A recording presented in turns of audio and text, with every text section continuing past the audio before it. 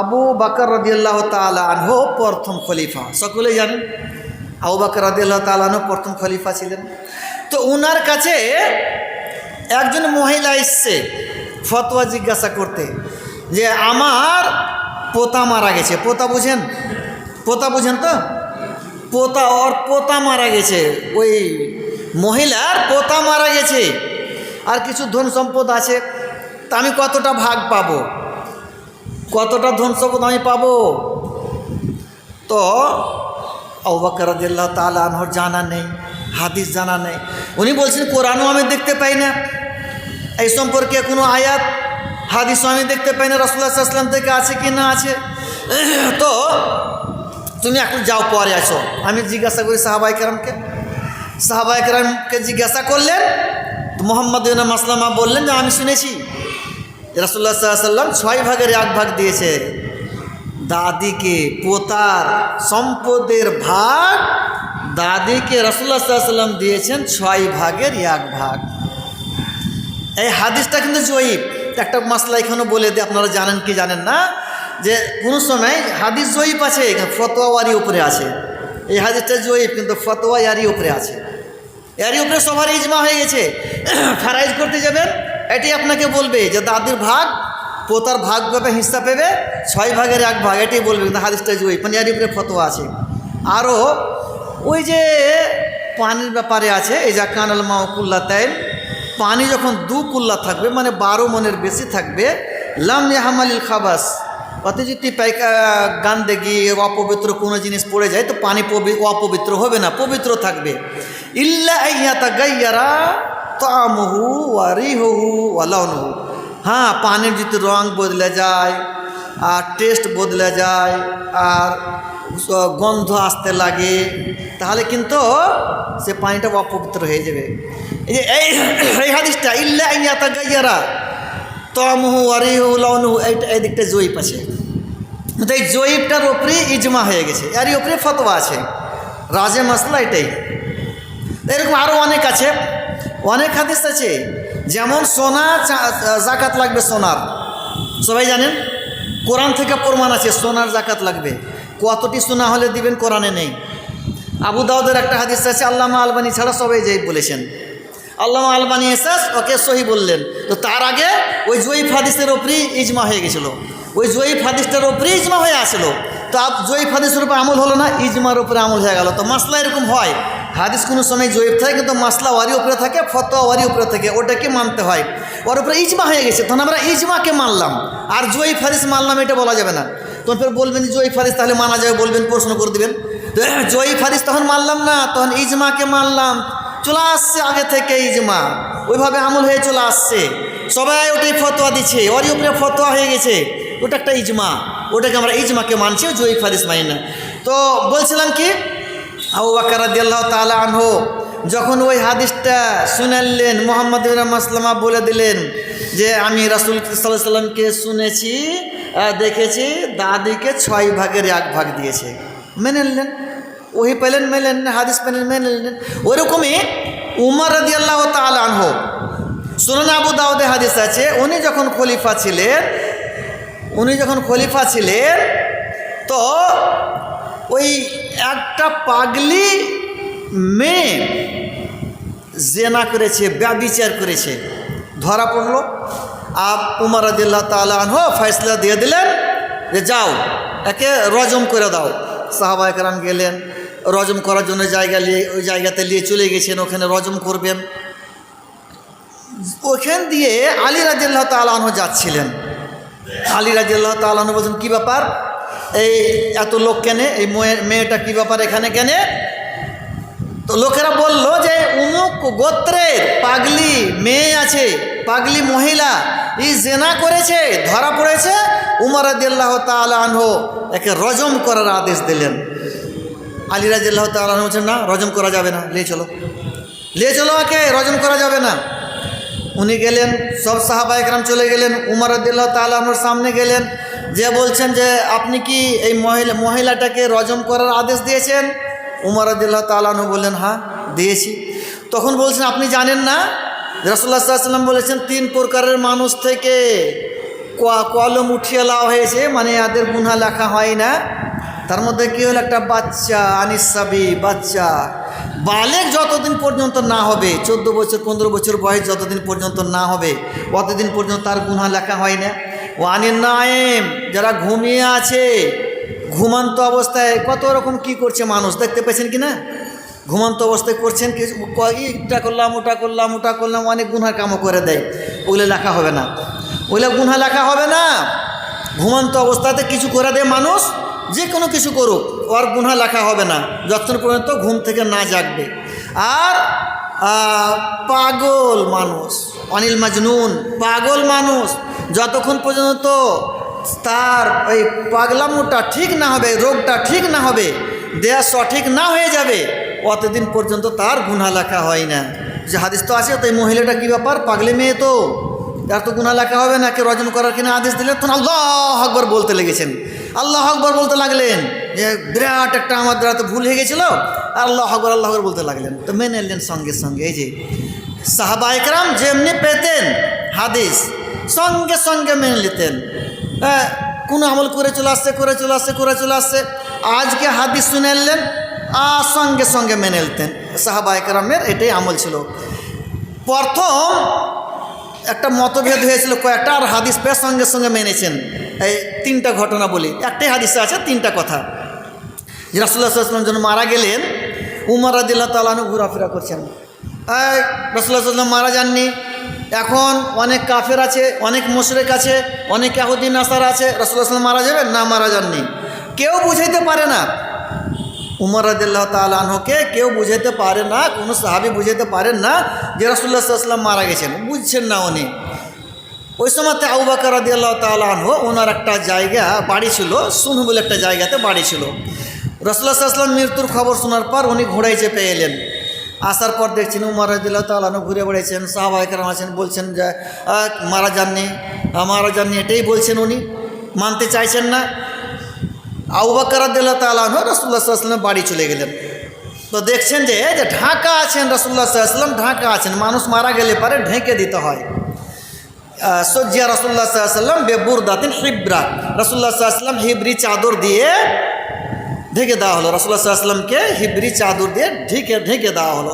রাসূলুল্লাহ মানুষ মারা গেলে ঢেকে দিতে হয়, ঢাকা আছে। আবু বকর রাদিয়াল্লাহু তাআলা আনহু গেলেন, যাওয়ার পর মুখমণ্ডল থেকে কাপড় উঠাইলেন, কাপড় উঠার পর চুম্বন দিলেন, আর বললেন যে যা মৃত্যু আপনার আশা ছিল সে চলে এসছে, আর দ্বিতীয়বার মৃত্যু আসবে না। তারপর বেরিয়ে চলে গেলেন। এখানে একটা কথা বলি, যে অনেক জায়গাতে আছে মৃত্যু মানুষ ঢাকা আছে, আর কেউ হয়তো গেল কাপড়টা তো হটিয়ে দেখলে দিয়ে বলবে লা ইলাহা ইল্লাল্লাহ, অনেক জায়গাতে বলে, আপনাদের দিকে বলে, কেউর দিকে আপনাদের দিকে বলে। তো ওই সময়তে লা ইলাহা ইল্লাল্লাহ বলার মানে কি হলো? লা ইলাহা ইল্লাল্লাহ বলার মানে হলো যে মৃত্যু ব্যক্তির মুখমণ্ডল দেখার দোয়া লা ইলাহা ইল্লাল্লাহ, এটাই নিয়ে বোঝা গেছে, কোনো দোয়া নেই। আবু বকর রাদিয়াল্লাহু তাআলা আনহু মুখমণ্ডল দেখলেন, কোনো দোয়া পড়লেন না। ওরকম সহিহ বুখারীতে হাদিস আছে, উসমান বিন মাজউন যখন মারা গেলেন, রাসূলুল্লাহ সাল্লাল্লাহু আলাইহি ওয়াসাল্লাম গেলেন, কাফন দেওয়া হয়ে গেছিল, মুখমণ্ডল দেখলেন, কোনো দোয়া পড়লেন না। তো মৃত্যু ব্যক্তির মুখমণ্ডল দেখার কোনো দোয়া নেই, কিছুই দোয়া পড়তে হবে না। এবার বাইরে চলে গেলেন, উমর রাদিয়াল্লাহু তাআলা আনহু ঘোরাফেরা করছে, যে রাসূলুল্লাহ সাল্লাল্লাহু আলাইহি ওয়াসাল্লাম মারা যায়নি, এখনও মারা, উনি বিশ্বাস করছেন না। আবু বকর রাদিয়াল্লাহু তাআলা আনহু ওনাকে বলছেন যে বসে যান, বসছেন না, সিধা চলে গেলেন মেম্বারে। আবু বকর রাদিয়াল্লাহু তাআলা আনহু মেম্বারে চলে গেলেন, মেম্বারে দাঁড়িয়ে খুতবা দিতে লাগলেন। আর খুতবা দিতে দিতে বলছেন যে আল্লাহ তাআলা বলেছেন ইন্নাকা মাইয়াতুন ওয়া ইন্নাহুম মাইয়াতুন, আপনি মরবেন, রাসূলুল্লাহ সাল্লাল্লাহু আলাইহি ওয়াসাল্লামকে বলে দিয়েছেন আল্লাহ, আপনি মরবেন, আর রাসূলুল্লাহ সাল্লাল্লাহু আলাইহি ওয়াসাল্লামও মরবেন, আর সব মানুষই মরবে। আল্লাহ তাআলা একটা আয়াতটা পড়লেন। তারপর বলছে যে শুনো, মান কানা ইয়াবুদু মুহাম্মাদান ফাইন্নাহু কাদ মাত, যারা মুহাম্মাদের ইবাদত করছিল তারা শুনে নাও, উনি মারা গেছেন। ওমান কানা ইয়াবুদুল্লাহ ফাইন্নাহু হাইয়ুন লা ইয়ামুত, আর যারা আল্লাহর ইবাদত করছিলেন তারা শুনেলেন আল্লাহ চিরজীবী, কোনোদিন মরবে না। দিয়ে কোরআনের আয়াত পড়ছেন, ওমা মুহাম্মাদুন ইল্লা রাসূল, মোহাম্মদ একজন রাসূল, কাদ খালাত মিন কাবলিহি রাসূল, ইনার পূর্বে অনেক নবী রাসূল এসেছেন, পুনরা পার হয়ে গেছেন, মারা গেছেন। আফাইম্মাতা, ইনি যদি মারা যান, আও কোতেলা, কিংবা শহীদ হয়ে যান, ইন কালাবতুম আলা আকাবিকুম, তোমরা কি আবার মুরতাদ হয়ে যাবা? ওমাইয়ান কালিম আলা আকিবিহি, যারা মুরতাদ হয়ে যাবে, ফালাইন ইয়াজুরুল্লাহ শাইয়া, আল্লাহর কোনো ক্ষতি করতে পারবে না। এই যে আয়াতটা যখন শুনলেন, উমর রাদিয়াল্লাহু তাআলা আনহু বলছেন যে আর আমি দাঁড়িয়ে থাকতে পারি না, বসে গেলেন আর বলছেন আমার বিশ্বাস হয়ে গেল যে না, রাসূলুল্লাহ সাল্লাল্লাহু আলাইহি ওয়াসাল্লাম মারা গেলেন। যে উমর রাদিয়াল্লাহু তাআলা আনহুকে কোনো সাহাবী বুঝাইতে পারলেন না যে রাসূলুল্লাহ সাল্লাল্লাহু আলাইহি ওয়াসাল্লাম মারা গেছেন, বুঝাইলে কে? কোরআনের একটা আয়াত, আফা ইম্মাতা, আল্লাহ তাআলা কোরআনে বলে দিয়েছেন যে রাসূলুল্লাহ সাল্লাল্লাহু আলাইহি ওয়াসাল্লাম যদি মারা যান, আও কোতেলা, আবার শহীদ হয়ে যান, তো তোমরা কি আবার মুরতাদ হয়ে যাবা? তাই আয়াতে তো বলে দিলেন আল্লাহ তাআলা যে রাসূলুল্লাহ সাল্লাল্লাহু আলাইহি ওয়াসাল্লাম মারা যাবেন। আর ইন্নাকা মাইয়িতুন ওয়া ইন্নাহুম মাইয়িতুন, ওই আয়াতও বলে দিলেন যে রাসূলুল্লাহ সাল্লাল্লাহু আলাইহি ওয়াসাল্লাম মারা যাবেন। তো একটা আয়াত যেমনি কানে গেল, বুঝে নিলেন, মেনে নিলেন যে না, রাসূলুল্লাহ সাল্লাল্লাহু আলাইহি ওয়াসাল্লাম মারা গেছেন, আর বলেন না যে রাসূলুল্লাহ সাল্লাল্লাহু আলাইহি ওয়াসাল্লাম মারা যাননি, আর বললেন না। তো এই যে সাহাবা একরাম যখনই ওয়াহি পেয়ে গেছেন, কোরআনের আয়াত পেয়ে নিয়েছেন, হাদিস পেয়ে নিয়েছেন, সঙ্গে সঙ্গে মেনে নিয়েছেন। এই যে ওহি পাওয়ার পর, কোরআন এবং হাদিস পাওয়ার পর আমাদেরকে সঙ্গে সঙ্গে মেনে নিতে হবে। এই যে এটাই হলো একমাত্র ওহিকেই মানতে হবে। তারপর আর একটা মতভেদ এখানে শুরু হলো যে রাসূলুল্লাহ সাল্লাল্লাহু আলাইহি ওয়াসাল্লামকে দফন কোথায় করা হবে। তো বিভিন্ন জনা বিভিন্ন রকম বললেন, তার মধ্যে আবু বকর রাদিয়াল্লাহু তাআলা আনহু হাদিস পড়ে দিলেন। কি বললেন? যে আম্বিয়ায়ে কেরাম যেখানে মারা গেছেন ওখানে ওনাকে দফন করতে হবে, হাদিস পড়ে দিলেন। আর হাদিস পড়ে সাহাবায়ে কেরাম সব মেনে নিলেন। আর আয়েশার ঘরে হুজরাতে উনি মারা গেছিলেন, সেখানে ওনাকে দফন করা হলো। আবার মতভেদ শুরু হয়ে গেল খলিফা কে হবে, খলিফালিয়া মতভেদ শুরু হয়ে গেল। সাকিফায়ে বানি সাঈদাতে সব একটা জায়গা, সেখানে জমা হয়ে গেছেন সাহাবায়ে কেরাম। আর আনসাররা বলছে আমাদের একটা আমির হবে, একটা আপনাদের আমির হবে, মানে একটা আনসারের একটা মুহাজিরের দুটো আমির হবে, মিন্না আমির ন মিনকুম আমির। আনসারের মধ্যে একজন লোক বলছেন যে আমাদের মধ্যে একজন আমির হবে আর আপনাদের মধ্যে একজন আমির হবে। মতভেদ শুরু হয়ে গেল, দুটো আমির হবে তো আরও মতভেদ হবে। তখন আবু বকর রাদিয়াল্লাহু তাআলা আনহু হাদিস শুনিয়ে দিলেন কি, যে রাসূলুল্লাহ সাল্লাল্লাহু আলাইহি ওয়াসাল্লাম বলেছেন যে আল আইম্মাতু মিন কুরাইশ, খলিফা হবে, আমির হবে কুরাইশ বংশের মধ্যে, আর আমরা হলেন কুরাইশের। যে বলছেন যে মিন্না আমিরুম ওয়া মিনকুমুল ওয়াজারা, মিনকুমুল ওয়াজারা, আপনাদের ওয়াজির হবে, আপনারা পরামর্শ দেবেন, আর আমাদের মধ্যে আমির হবে। উমরের সঙ্গে বেয়াত করলেন, উমর শেষে আবু বকর রাদিয়াল্লাহু তাআলা আনহুর সঙ্গে বেয়াত করলেন। সমস্ত সাহাবায়ে কেরাম আবু বকর রাদিয়াল্লাহু তাআলা আনহুর সঙ্গে বেয়াত করে নিলেন। তো মতভেদ তো হলো যে আমির কে হবে, খলিফা কে হবে। আর মতভেদ হলো হাদিস পেয়ারলেন যে কুরাইশ থেকে হবে, কুরাইশ বংশের থেকে হবে, সমস্ত সাহাবায়ে কেরাম মেনে নিলেন। তো এইভাবে আমাদেরকে আমল করতে হবে। আর সাহাবায়ে কেরাম যখনই শুনে নিতেন কোরআন হাদিস, রাসূলুল্লাহ সাল্লাল্লাহু আলাইহি ওয়াসাল্লামকে যখনই দেখলেন যে আমল করলেন, সঙ্গে সঙ্গে মানতেন। রাসূলুল্লাহ সাল্লাল্লাহু আলাইহি ওয়াসাল্লামকে দেখলেন যে কোনো আমল করেছেন, সঙ্গে সঙ্গে মেনে নিয়েছেন। অনেক দলিল আছে, তার মধ্যে একটা আপনাদের সামনে আমি বলি যে রাসূলুল্লাহ সাল্লাল্লাহু আলাইহি ওয়াসাল্লাম নামাজ পড়েছেন, সাহাবায়ে কেরাম পিছনে মুক্তাদি আছেন, আর বাইরে নামাজ হচ্ছিল, মসজিদে নয় বাইরে। নামাজ পড়তে পড়তেই সুনান আবু দাউদে হাদিসটা আছে, আর সহিহ বুখারী তো আছে, সুনান আবু দাউদ কিতাবুস সালাতের মধ্যে আছে, বাবুস সালাতে ফিন নালের মধ্যে।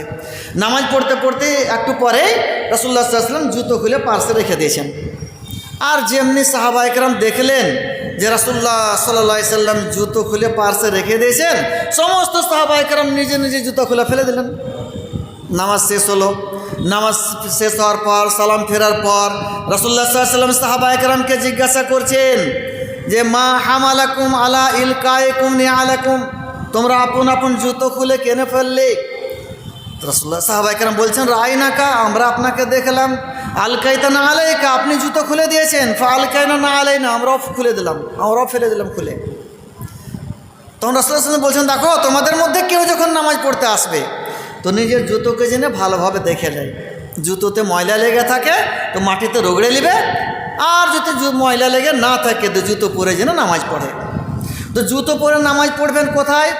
ফাঁকা ময়দানে। মসজিদে যদি জুতো পরে নামাজ পড়তে আসেন তো মসজিদ ময়লা হয়ে যাবে। ওই হাদিসটার পরে একটা হাদিস আছে যে রাআইতু রাসূলুল্লাহ সাল্লাল্লাহু আলাইহি ওয়াসাল্লাম ইউসাল্লি হাফিয়ান ওয়া মুনতাইলা। রাসূলুল্লাহ সাল্লাল্লাহু আলাইহি ওয়াসাল্লাম দেখলাম যে জুতো পরে রাসূলুল্লাহ সাল্লাল্লাহু আলাইহি ওয়াসাল্লাম নামাজ পড়েছেন, কোনো সময় খালি পায়ে নামাজ পড়েছেন।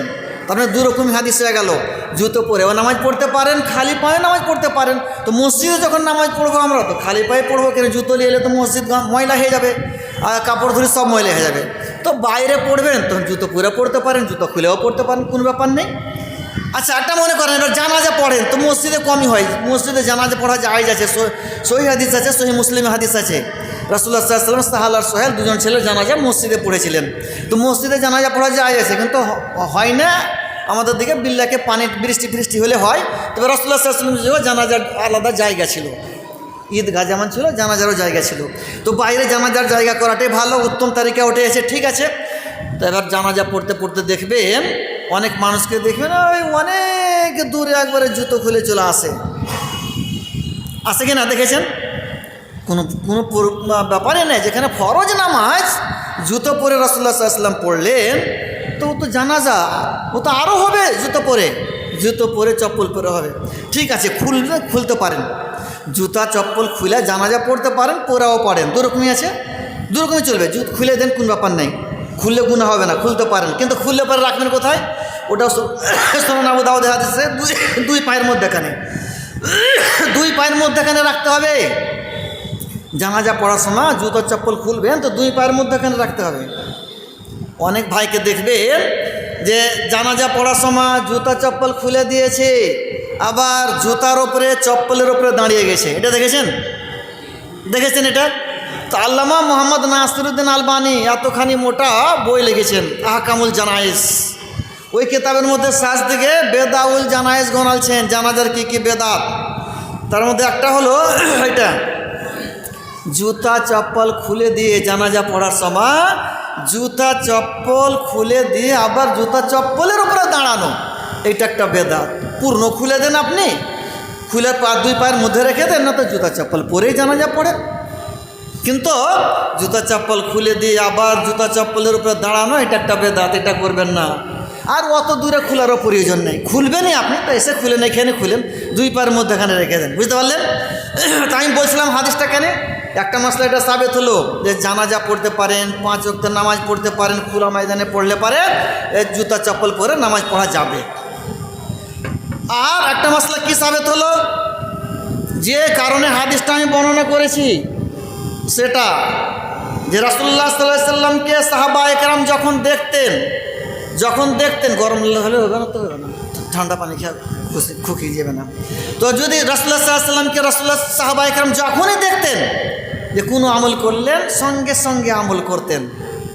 হ্যাঁ, দেখলেন নামাজ পড়তে পড়তে, ভালো করে বুঝবেন কথাটা, নামাজ পড়তে পড়তে জুতা খুলে রাসূলুল্লাহ সাল্লাল্লাহু আলাইহি ওয়াসাল্লাম রেখে দিলেন, জুতাটা খুলে রেখে দিলেন। নামাজের অবস্থায় সাহাবায়ে কেরাম দেখলেন, তো এটা বরদাস্ত হচ্ছে না। যখন এই নামাজটা শুরু করে দিয়েছি ওই জুতা পরে, তো পড়েইলি, এটা সালাম ফেরার পর জিজ্ঞাসা করবো যে আল্লাহ রসুল এই জুতো পরে কি নামাজ পড়া চলবে না, আপনি খুলে দিলেন কেন, দিয়ে আমল করব না, সেটা বরদাস্ত হলো না। নামাজ পড়তে পড়তে দেখলেন খুলে রাখলেন, নামাজ পড়তে পড়তে সাহাবায়ে কেরাম খুলে দিলেন, সঙ্গে সঙ্গে খুলে দিলেন। তো এই যে সঙ্গে সঙ্গে আমল করলেন, এইটা এই হাদিস দ্বারাতে বুঝতে পারা গেল। তো আমাদেরকে এইভাবে আমল করতে হবে, সঙ্গে সঙ্গে আমল, যেমনি শুনবো হাদিসে আছে সঙ্গে সঙ্গে আমল করতে হবে, আর কোরআনের আয়াতে আছে সঙ্গে সঙ্গে আমল করতে হবে, মেনে নিতে হবে। আর একটা হাদিস যেটা সভাপতি সাহেব বলেছেন, ইশারা করেছেন হাদিসটার দিকে, সুনান আবু দাউদে হাদিস আছে, সুনান আবু দাউদে ইমাম আবু দাউদ শেষ দিকে কিতাবুস সালাতের শেষ দিকে বাব বেঁধেছেন, বাবু মান সাল্লা লিগাইরিল কিবলা সুম্মা আলেমা। এটা সহিহ বুখারী তো হাদিস আছে। মানে কোনো মানুষ নামাজ পড়েছে, নামাজ পড়তে পড়তে কিবলা কোন দিকে বুঝতে পারেনি, কিবলা মানে কাবা, আমরা নামাজ পড়ি কোনকে, কাবার দিকে মুখ করে, কিবলার দিকে মুখ করে। তো কাবা এখান থেকে পশ্চিমে পড়ে, এই জন্য আমরা পশ্চিম দিকে মুখ করে নামাজ পড়ি। আসলে পশ্চিম দিকে মুখ করি না, আসলে কাবার দিকে মুখ করি। তো কাবা কোন দিকে আছে, কিবলা কোন দিকে আছে বুঝতে পারেননি, এমন জায়গাতে চলে গেছেন, কোনো জঙ্গলে চলে গেছেন বা কোনো আলগা জায়গাতে চলে গেছেন, তখন বুঝতে পারবেন না, দিরিক লেগে যায় মানুষকে। এদিকে পশ্চিম আছে তো মনে করো এটা পশ্চিম, এরকম হয়ে যায়। তো আপনি এদিককে পশ্চিম মনে করে বা এদিককে পশ্চিম মনে করে নামাজ পড়ে নিয়েছেন। আবার পরে জানতে পারলেন যে আর এদিকে মুখ করে নামাজ পড়ে নিলাম, এদিকে পশ্চিম ছিল, কিবলা তো এদিকে আছে।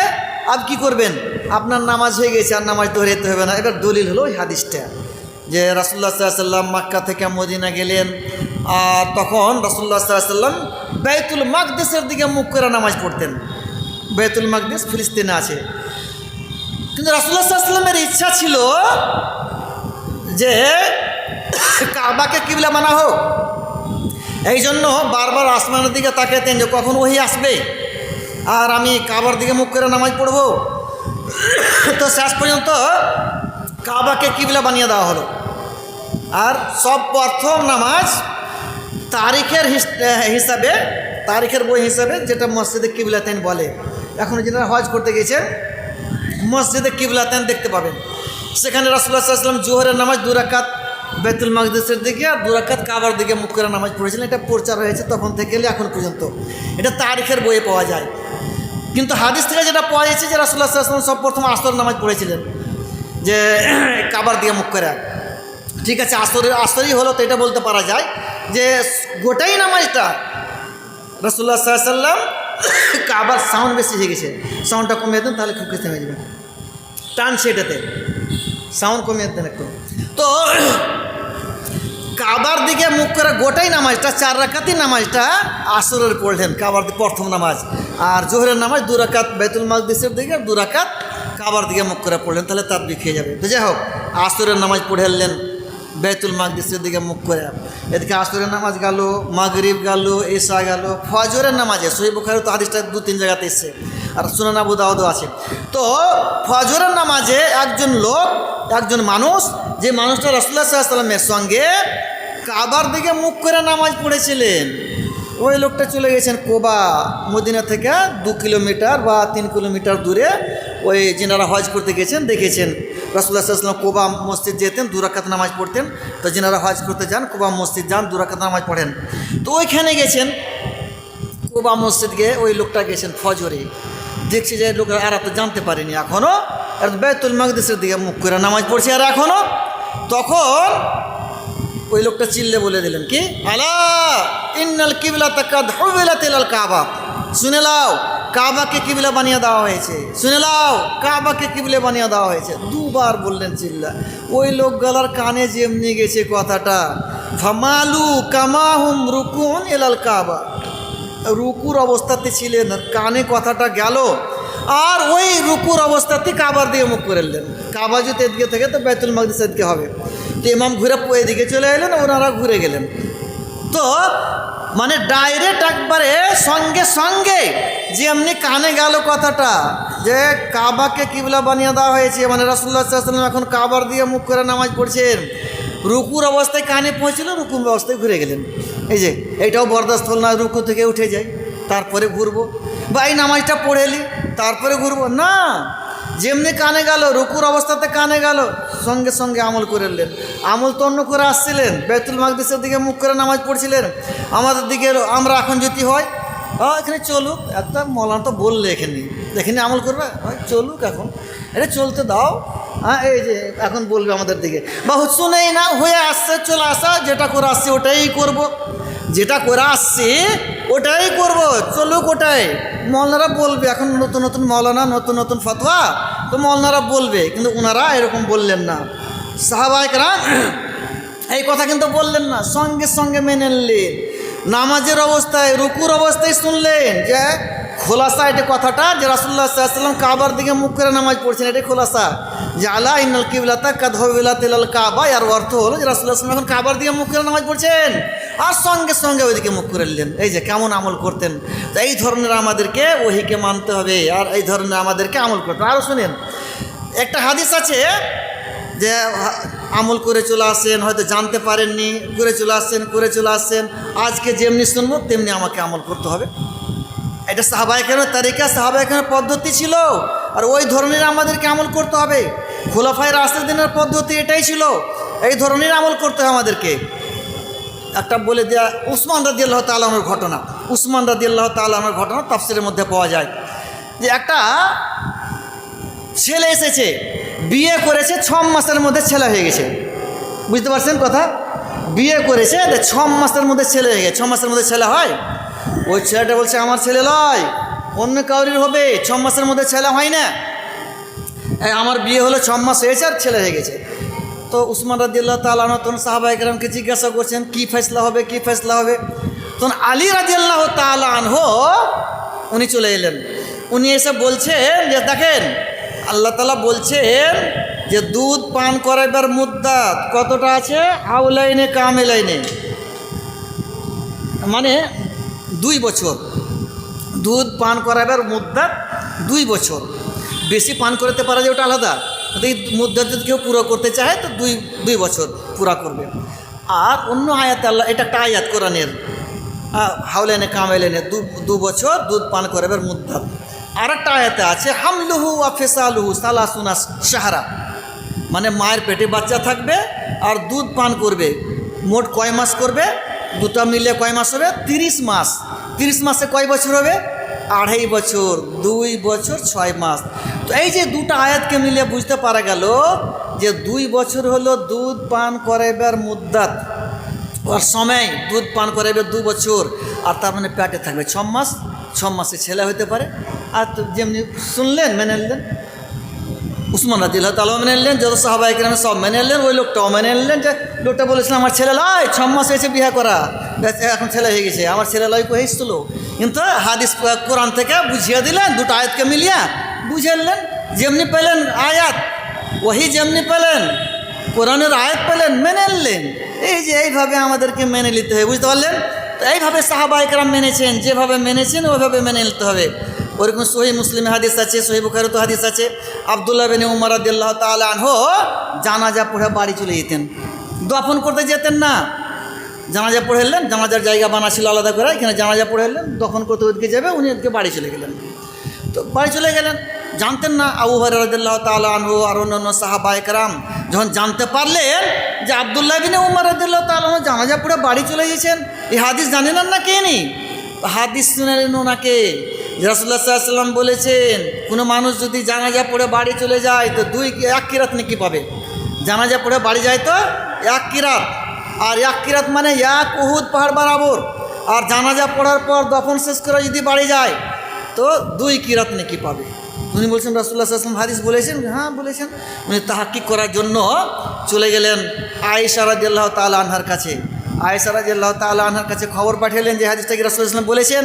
আয়েশা রাদিয়াল্লাহু তাআলা আনহা বলেন হ্যাঁ বলেছেন, আমি জানি হাদিসটা রাসূলুল্লাহ সাল্লাল্লাহু আলাইহি ওয়াসাল্লাম বলেছেন। এই যে যখন হাদিসটা তাহাক্কুক হয়ে গেল, যাচাই বাছাই হয়ে গেল যে না রাসূলুল্লাহ সাল্লাল্লাহু আলাইহি ওয়াসাল্লামের হাদিস, তখন কি বলছেন, নিজের উপরে আফসোস করছেন, কাদ ফাররাতনা ফি কারারিতা, নিজের উপরে আফসোস করছেন আর বলছেন হায় আফসোস, অনেক কিরাত নেকি আমি বরবাদ করে দিয়েছি। এই হাদিসটা জানতাম না, কখন রাসূলুল্লাহ সাল্লাল্লাহু আলাইহি ওয়াসাল্লাম বলে দিয়েছেন, আমার ছুটে গেছে হাদিসটা। এই হাদিসটা না জানার কারণে আমার অনেক কিরাত নেকি বরবাদ হয়ে গেছে। এই যে নিজের উপরে আফসোস করতে লাগলেন আর মেনে নিলেন। আমরা এখন যদি শুনি আগে কি মওলানা ছিল না, আগে বুখারী ছিল না, আগে হাদিস ছিল না, বড় বড় মওলানা ছিল, কেউ বলেননি। এই যে কেউ বলেননি এটা দেখতে হবে না, এখন আছে না নেই এটা দেখতে হবে। হাদিসটা আছে না নেই, হাদিসটা এখন কেউ তৈরি করেনি। ওই বুখারীতে লেখা আছে, ওই মুসলিমে লেখা আছে, আবু দাউদ তিরমিজিতে লেখা আছে। হাদিস ওই যুগেরই হাদিস, তখন হয়তো প্রচার হয়নি। হাদিস তো নতুন তো কেউ তৈরি করেনি। এখন বুখারীতে দেখাবে আপনাকে জাল হাদিস কিছু আছে তৈরি করাগুলো আলাদা, ওটা আমি বলি না, কিন্তু বুখারীর হাদিস মনে করেন কেউ বলেনি আগে, তার মানে আমল হবে না নাকি? আমল হবে, একদম আমল হবে। এখন জানা ছিল না কেউ বলেনি, ঠিক আছে এখন জানতে পারলেন, এখন আমল করতে হবে। এটাই সাহাবায়ে কেরামের তারিকা ছিল, এটাই সাহাবায়ে কেরামের পদ্ধতি। সাহাবায়ে কেরাম এইভাবে আমল করেছেন। তো মুসলমানের পদ্ধতি, মুমিনের পদ্ধতি এটাই হবে যে কোনো আমল করে চলে আসছি। যখন জানতে পারবো যে রাসূলুল্লাহ সাল্লাল্লাহু আলাইহি ওয়াসাল্লাম এই কথা বলেছেন, রাসূলুল্লাহ সাল্লাল্লাহু আলাইহি ওয়াসাল্লাম এই হাদিসটা বলেছেন, তো আমাদেরকে সঙ্গে সঙ্গে মেনে নিতে হবে। তো আর একটা হাদিস শুনেন কীভাবে মেনেছেন সাহাবায়ে কেরাম। সহিহ বুখারীর হাদিস, হাদিসটা সুনান আবু দাউদে আছে। যে উমর রাদিয়াল্লাহু তাআলা আনহু কাবার মধ্যে চেয়ার নিয়ে বসে গেছেন। উনি খলিফা ছিলেন তখন, কিন্তু চেয়ার নিয়ে বসে গেছেন আর বলছেন যে কাবার মধ্যে যে সোনা চাঁদি দফন করা আছে, এই সোনা চাঁদিগুলোকে বের করে যতক্ষণ পর্যন্ত ফকির মিসকিনের মধ্যে বন্টন না করব, অতক্ষণ পর্যন্ত এখান থেকে উঠবো না। পার্শ্বে বসে আসছিল তালহা হাজাবি, চাবি থাকতো কাবার ওর কাছে। উনি বলছেন মা আনতা বেফাইলিন, আপনি করতে পাবেন না। উমর রাদিয়াল্লাহু তাআলা আনহু বলছেন যে আমি এই কাবার মধ্যে যে সোনা চাঁদিগুলো দফন করা আছে এগুলোকে যতক্ষণ পর্যন্ত বের করে ফকির মিসকিনের মধ্যে বন্টন না করবো ততক্ষণ পর্যন্ত এখান থেকে উঠবো না। আবার ওই লোকটা বলছেন মা আনতা বেফাইলিন, আপনি করতে পাবেন না। 3 বার যখন হয়ে গেছে তখন উমর রাদিয়াল্লাহু তাআলা আনহু জিজ্ঞাসা করছেন কেন? তখন বলছেন যে লিআন্না নবী সাল্লাল্লাহু আলাইহি ওয়াসাল্লাম ওয়া আবু বকর রা মাকানাহু, রাসূলুল্লাহ সাল্লাল্লাহু আলাইহি ওয়াসাল্লাম আবু বকর জানতেন যে কাবার মধ্যে সোনা চাঁদি দফন করা আছে। মা হাররাকা, উনারা কিছুই করেননি, উঠাননি, উনারা বন্টন করেননি, এই জন্য আপনি পারবেন না। রাসূলুল্লাহ সাল্লাল্লাহু আলাইহি ওয়াসাল্লাম করেননি, ওই জন্য করা ছিল না। যেমনি হাদিস পেলেন, বুঝতে পেরেলেন যে না রাসূলুল্লাহ করেননি, রাসূলুল্লাহ সাল্লাল্লাহু আলাইহি ওয়াসাল্লাম করেননি, উঠে চলে গেলেন। হুমাল মারআনে ইউক্তাদা বিহিমা, আর রাসূলুল্লাহ সাল্লাল্লাহু আলাইহি ওয়াসাল্লাম আবু বকর ওনাদেরই আমাদেরকে অনুসরণ করতে হবে, আর উঠে চলে গেলেন। এখানে একটা কথা বলি, সোনা চাঁদির কথা এলো। কাবার মধ্যে সোনা চাঁদি দফন করা আছে কিভাবে? জাহেলিয়াতের যুগে যখন কেউ সাদকা করতো তো কাবাতে এসে রেখে দিত সাদকা, সোনা চাঁদি টাকা পয়সা যা দেওয়ার দিত দিয়ে তো কাবাতে রেখে দিত। ওই সোনা চাঁদিগুলো যখন কাবা তৈরি করে তো কাবার মধ্যে ওই জাহেলিয়াতের যুগে কাবা তৈরি হয়েছিল তখন, তো কাবার মধ্যে রেখে দেওয়া হয়েছিল, কেউ বের করেনি। আর এখন পর্যন্ত রাখা আছে, কেউ বের করতে পারবে না। কেন? সহিহ বুখারীতে হাদিস আছে ইস্তাখরিজু কানজুল কাবা, কাবার মধ্যে যে খাজানাগুলো সোনা চাঁদিগুলো রাখা আছে সেগুলো বের করবে কে? জুসওয়াইকাতাইন মিনাল হাবসা, হাবসা মানে সুডানের একজন লোক আসবে, ছোট ছোট পাও হবে তার, সে আসবে আর কাবাকে টুকরা টুকরা করে ভেঙে দিবে আর ওই সোনা চাঁদিগুলো বের করে নিয়ে যাবে। তার আগে কেউ বের করতে পারবে না। তো রাসূলুল্লাহ সাল্লাল্লাহু আলাইহি ওয়াসাল্লাম বের করেননি, আবু বকর উমর কোনো খলিফা কেউ বের করেননি, এখন পর্যন্ত রাখা আছে। তো যখন জেনে নিলেন যে রাসূলুল্লাহ সাল্লাল্লাহু আলাইহি ওয়াসাল্লাম করেননি, তো না তাহলে আর করা যাবে না। তো যখনই সাহাবায়ে কেরাম হাদিস শুনেছেন রাসূলুল্লাহ সাল্লাল্লাহু আলাইহি ওয়াসাল্লাম করেননি, সঙ্গে সঙ্গে ছেড়ে দিয়েছেন, করেছেন সঙ্গে সঙ্গে করেছেন। এই অনেক এই ধরনের দলিল আছে। যেমন যখন মদকে হারাম করা হলো, মদ আগে হালাল ছিল, 3 বারে হারাম করা হয়েছে, 3 বারে আস্তে আস্তে আস্তে হারাম করা হয়েছে। যখন শেষবার হারাম করা হলো ইন্নামাল খামরু ওয়াল মাইসিরু ওয়াল আনসাবু ওয়াল আজলামু রিজসুম মিন আমালিশ শাইতান ফাজতানিবুহু বলে হারাম যখন করা হলো তো রাসূলুল্লাহ সাল্লাল্লাহু আলাইহি ওয়াসাল্লাম এলান করতে পাঠিয়ে দিলেন যে যাও এলান করে। সব বেলাল রাদিয়াল্লাহু তাআলা আনহুকে এলান করতে পাঠিয়ে দিলেন। বেলাল রাদিয়াল্লাহু তাআলা আনহু যা এলান করছেন যে মদ হারাম করে দেওয়া হয়েছে, মদ হারাম করে দেওয়া হয়েছে। ওই সময়তে আবু তালহার বাড়িতে কিছু সাহাবায়ে কেরাম মদ পান করছিলেন। তো আবু তালহা আনাসকে বলছেন যে দেখো তো কী এলান হয়েছে। এসে বললেন যে মদ হারাম করে দেওয়া হয়েছে। আর যেমনি শোনা মদ হারাম করে দেওয়া হয়েছে, মুখে জেনে নিয়েছিলেন কুল্লি করে ফেলে দিলেন, যা হাতে ছিল গিলাসে তো গিলাস ফেলে দিলেন, আর কলসিতে ছিল তো কলসি উল্টে দিলেন। মদিনার গলিতে পানি যেমন বহে, রাস্তাতে বৃষ্টি হতে পানি বহে কিনা ওইরকম মদ বইতে লাগলো। ইমাম বুখারী বাবও বেঁধেছেন যে মদকে রাস্তাতে বহিয়ে দেওয়া, বাপ বেঁধেছেন। তো রাস্তাতে বহিয়ে দিলেন সাহাবায়ে কেরাম মদকে। তো যেমনি শুনলেন তেমনি আমল। তো আমাদেরকে এইভাবে আমল করতে হবে, বুঝতে পারলেন? ওই যে একদিন জিজ্ঞাসা করেছিল এই মসজিদে, আমাকে মনে হয় যে না কোন মসজিদে জিজ্ঞাসা করে প্রোগ্রামে, যে জর্দা গুল যারা খায়, গুল করে জর্দা খায়, এগুলো তো মানে হারাম জিনিস, তো মনে ছাড়তে যে পারি না, তো কী করবো, কোথায় জিজ্ঞাসা করে দাও। তো আল্লাহ তাআলা মদ হারাম করেছে 3 বারে। তা আপনারাও করেন যদি একেবারে না পারছেন। কেউ দেখবেন যখন কচলেলে তামাক কচলেলে তো হ্যাঁ এটা হারাম জি ফেল দিলে, কিংবা তামাকটা ডিব্বাটা দিলে চালিয়ে করছে কি না, আবার ফের কিনে নিলে তো ফের শুরু করে দিলে। তো এরকম মানে প্রশ্ন হচ্ছে যে কী করবো তাহলে। তো যদি এরকম হয় তো আস্তে আস্তে ছাড়েন তাহলে, কিংবা ছেড়ে দিতে হবে। কমিয়ে 3 বার খেয়েছিলেন তো 2 বার খান, 1 বার খান, তো ছেড়ে দেন। এরকম করে কমিয়ে বুঝতে পারলেন, ছেড়ে দেন, অভ্যেস হয়ে যাবে, ছেড়ে দিতে পারবেন।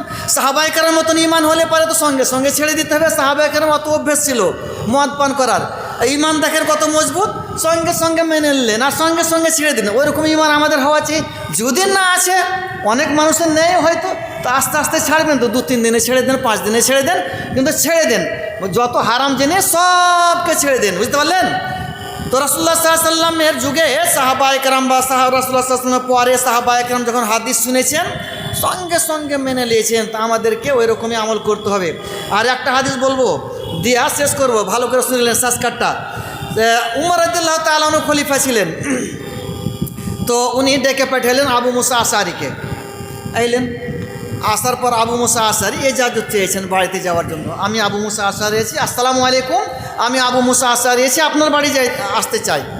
3 বার বলেছেন। উমর রাদিয়াল্লাহু তাআলা আনহু বাড়ির ভিতরে ছিলেন। উনি মনে মনে বলছেন যে এই কথাগুলো বলবেন তো চলে আসবেন, এই জন্য চলে আসুন এই কথাটা কিন্তু বললেন না। শুনেছেন বাড়ির ভিতর থেকে, ঠিক, চলে আসুন কথাটা বললেন না, কোনো সাড়া পেলেন না, ইনি ঘুরে চলে গেলেন। খানিক পর যখন দেখছেন উমর রাদিয়াল্লাহু তাআলা আনহু যে আবু মুসা আশআরী তো এলেন না, তখন বুঝলেন, ডাকো ডাকো ডাকো, এই আবু মুসা আশআরীকে ডেকে আনো। কেন আমার বাড়ি এলেন না? ডাকা হলো, ওনাকে জিজ্ঞাসা করা হলো যে আপনাকে ডেকেছিলাম, আপনি কেন এলেন না আমার বাড়ি? তখন উনি বলছেন, না আমি এসেছি তো, 3 বার ইজাজত চেয়েছি আপনার বাড়ি আসার জন্য, বাড়ির ভিতর থেকে কোনো সাড়া পেয়ে ফিরে গেছি।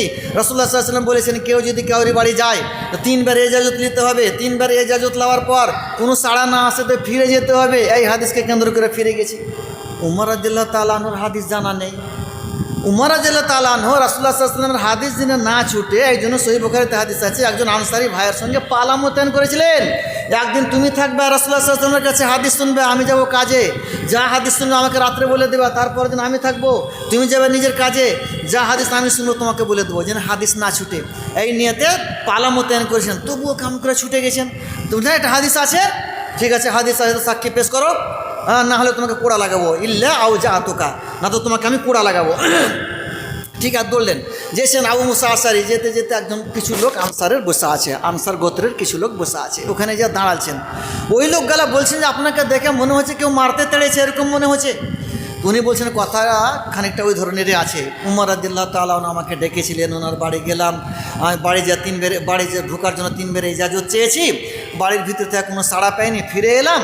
তো আবু উমর রাদিয়াল্লাহু তাআলা আনহুকে বলছি, তো বলছেন যে হ্যাঁ সাক্ষী পেশ করো, না তো পোড়া লাগাবো। ওর হাসাহাসি করতে লেগেছে।